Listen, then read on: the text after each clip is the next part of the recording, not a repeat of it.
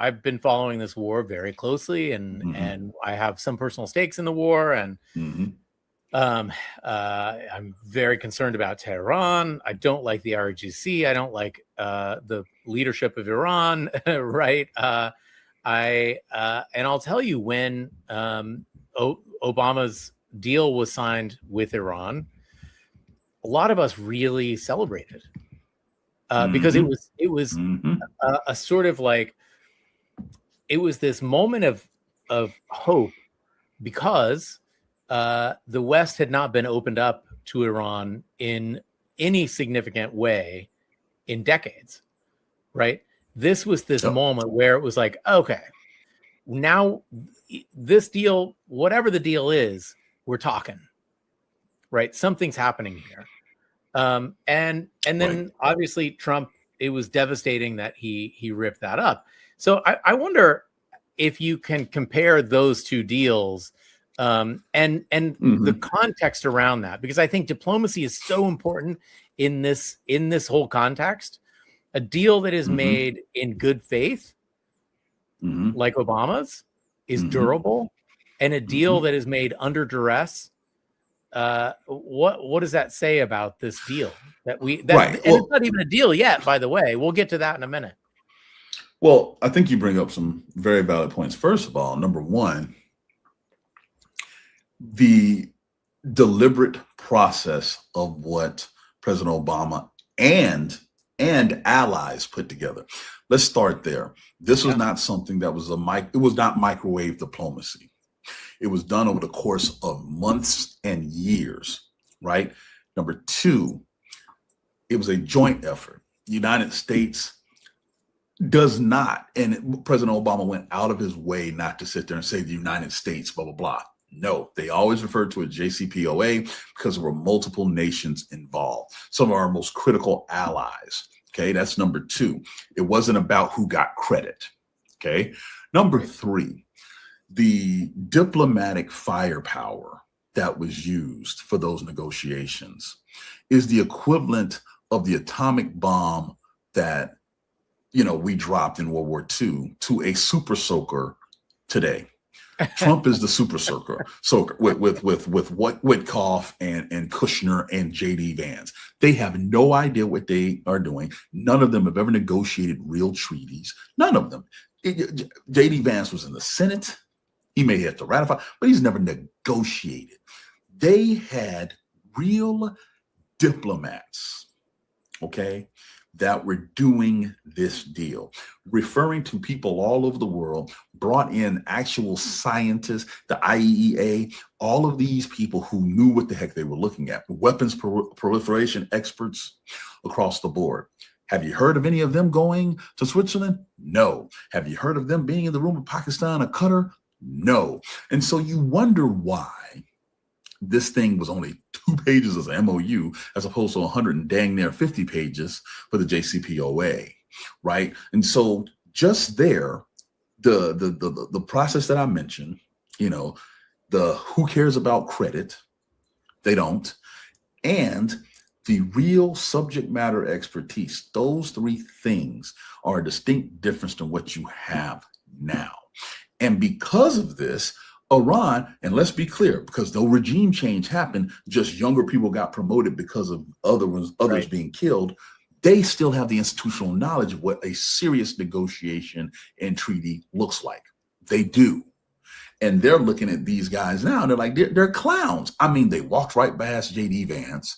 You know, and America was so desperate, we just violated all sorts of diplomatic protocol. I'm glad that people have pointed that out. But when you sit and you look at this same government, the same regime who dealt with Obama in 2015 and 2016, dealing with Trump in 2025 and 2026, they see the difference. Unlike the American public who looks at this as separate, you know, administrations, they do not. And so when they sit there and they go out of their way to include Hezbollah, to include Lebanon and Syria in their negotiation, it is because they have institutional knowledge and it's important to them to do so. And Trump does not care. And Israel definitely does not care. And when you have this combination of ignorance, right? Ignorance plus apathy to what your adversary wants, how in God's name do you expect to have a real long-lasting deal? That's not how diplomacy works. We have eviscerated our soft power, Sam. We killed it. Yep. From USAID to as a matter of fact, the World Cup being played in the United States right now is the biggest soft power thing we have going for this country. Yes.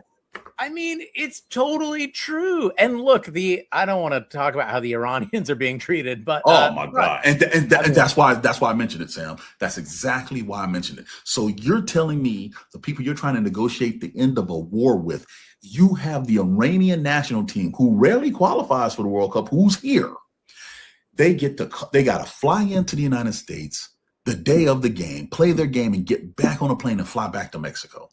Yep. Treating them like second and third class humans savagely. But you don't think that matters to the people you're negotiating with? And you wonder why they walked right the hell past the vice president of the United States because they're seeing your hospitality first and foremost?